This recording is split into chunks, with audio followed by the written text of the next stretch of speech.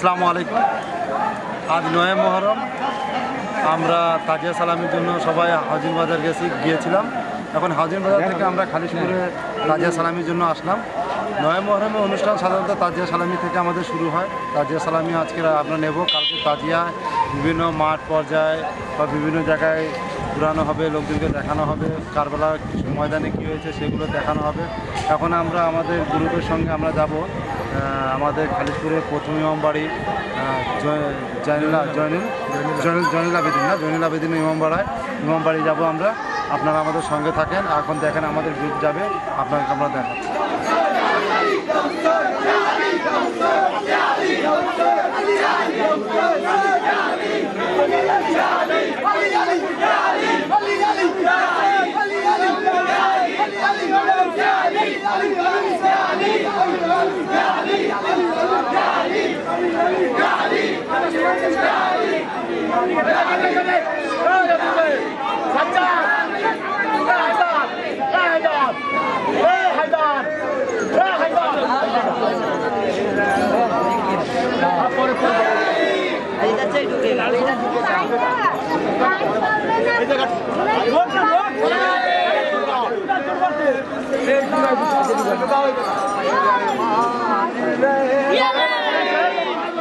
जंगल की तरफ मौला घर छोड़ के जाते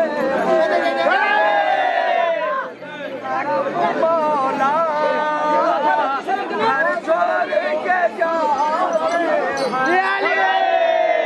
जंगल की तरफ मौला घर छोड़ के जाते